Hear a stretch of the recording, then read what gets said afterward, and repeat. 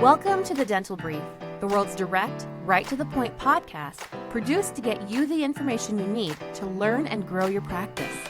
To learn more about our guests and find links to information discussed on our show, visit our website, dentalbrief.com. On to today's episode. Hello, everyone. Welcome to another episode of the Dental Brief. I'm so excited for today and for our guest who we have on with us, who I'm going to introduce in just a moment. Like every other episode, we keep this real short, to the point, get you the information that you need that you can put to use today and make it a successful day. So without further ado, I want to introduce our guest, Sharon Weiss. Say hello, Sharon. Hey there. Thanks for having me. It's fantastic to have you there. I'm here in sunny Colorado. You're in sunny California. So let's bring some sunshine to our listeners. Tell me, how did you get involved in dentistry? Kind of tell me what made you choose this career path. Sure. So I did not actually grow up thinking, gosh, I hope I could be a dental consultant someday. But I had an interest in organizational development, in training, in management. And I answered an ad, actually, from Pride Institute, which was located near me, and they didn't require a dental background. So I got in and learned dentistry, but brought my sort of business background with me. And so you are now a consultant. You work with practices all over the country, correct? Correct. That's right. Yeah. So how did you end up venturing out onto your own? What made you decide to take that leap? Yeah.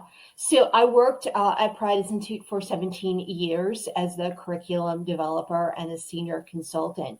So that meant I was designing all of our books and training and publications, and it was totally fun, as well as working one-on-one with clients. But eventually, Pride was sold to Spear, and I also wanted to try to do something on my own. So that's what happened about 3 years ago. And so I formed my own company, Weiss Practice Management, bringing the best of what I learned and did, and then following my own passions. So tremendous amount of experience. Clearly, you've this isn't your first rodeo, as I like to say.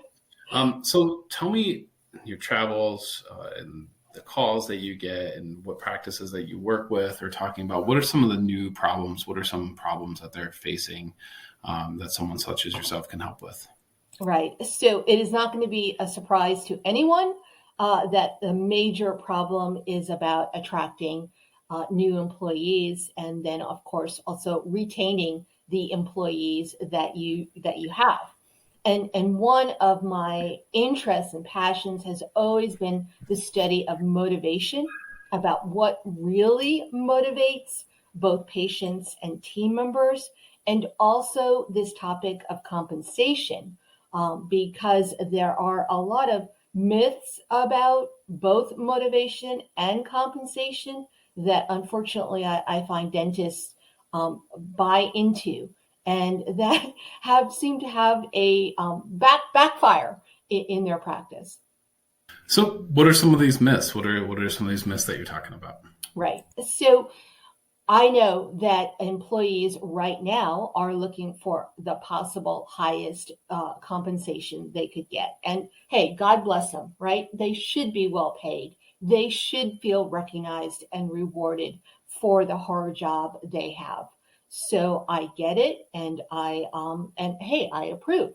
But at the same time, the compensation you pay to employees has to be affordable and viable for the practice.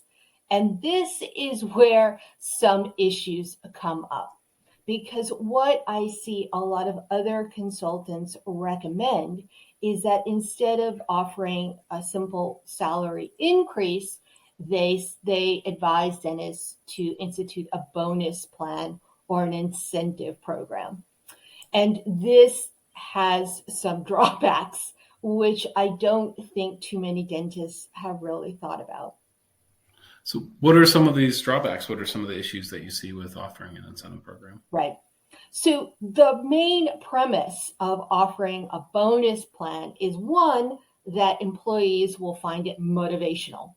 In other words, they will now change their behavior to rise up in order to get the bonus. So that is one belief, which is actually pretty much a fallacy. And the second problem I see, which is even bigger, is the idea of whether this is actually ethical in a dental practice. Is it ethical to incentivize your employees to sell more dentistry to patients? And Yeah. I don't think it is. Yeah, I don't think it is either, myself, and it's not my position. But I do want to ask, and I agree with you too, and I've heard this, where the team is incentivized, that the owner, the manager, wants to see this bonus happen, right? Because if the bonuses aren't reached, then they're not real. Right. So they bust their butt, go crazy to make sure that this bonus is hit. But like you said, the behavior of the team didn't change. Right. Now you have an owner, a dentist, a manager, leader, whatever, who's very frustrated and resentful because they busted their butt to make sure it happened. It did happen. Their team did nothing different, and they got the money. So I get it. So I understand that.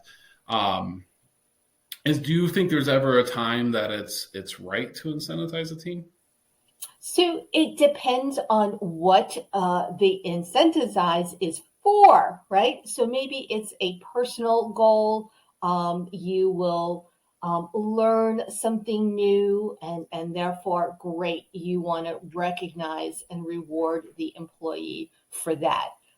I understand that, so maybe if there is a team goal about we are going to learn and implement a new concept, great, but it has to be for a definable period. The structure has to be really clear to everybody. Everybody knows this is the barometer of when we will reach the quote unquote bonus. Great. That I can see happening. But unfortunately, what is usually done is that there is a bonus on increased production or collection. And so that in itself is kind of amorphous because, all right, well, what is a hygiene assistant or a dental assistant specifically supposed to do to improve collections, for example? Sure. It's unclear, right? Right. So it would definitely have to be clear, but I see the problems there and the issues with ethics as well. I will tell you, being in the marketing side of dentistry, I love to see a practice that does incentivize for new patients booked appointments, because in my opinion, more patients in a practice, if you want an extra 100 patients a month in your practice, your team isn't going to make another penny from those patients. Why do they want to bring them in, right? And we're going to get more into this in motivation, I'm sure, in a little bit. But I think the phone always has to be answered. And when a team member gets paid a bonus for answering the phone and booking that appointment, when that appointment shows through, the way they answer the phone is different. That smile is there. They're excited. They're happy. And so that first impression goes way up. I see problems with that too, right? So people will always take advantage, right? So that's something to be considered. So tell me if what are some ways that you can motivate, or how do you find out how people are motivated? I think is probably more important. What are some ways you can go about doing that? Right. So it is interesting because all the motivational research from the last 60 years really doesn't show that physical rewards, material rewards, improve motivation. And in fact, the opposite is true. The more you pay people for performance, ironically, the worse their performance. And while I know this doesn't seem to make sense, years and years of study has actually shown this. Because, and maybe this won't come as a huge surprise, intrinsic motivation is a lot more powerful than extrinsic motivation. So when we give people physical rewards for a behavior, that is total extrinsic motivation. And unfortunately trains the employee to think, well, I don't have to do this or really be into doing this unless the dentist pays me more to do it, right? Sure. So the trick really is to inspire intrinsic motivation, which is the joy of doing it because I like doing it and I like seeing the results that it brings. That is where the work really needs to be done. Intrinsic motivation is the key. Now, I consider myself to be a very motivated person in general, right? I go, go, go, go, go. It's just how I am. But if you put me in a dental practice, most positions in a practice, if I was an assistant, if I took care of billing, I wouldn't be very motivated to do the job. Like there wouldn't be a result there that would be fulfilling to me. So what do you do in that case? Does it come down to who you hire? I mean, is it just the fact that, hey, there are people in these positions that are never going to get any type of joy or satisfaction from the type of outcome that the practice wants to see? What do you do about that? Does it just mean move on from that person? So I don't know that necessarily motivation shows up the same way for an employee as an entrepreneur, right? So you, Patrick, are an entrepreneur, and what motivates you is the growing of your business and learning and making something out of nothing, basically, right? And that may be many of our dentists too. The employees, of course, don't necessarily have that motivation built in. Otherwise, they would have been entrepreneurs themselves. Right. So what we look for is what does motivate someone who does billing or dental assisting all day.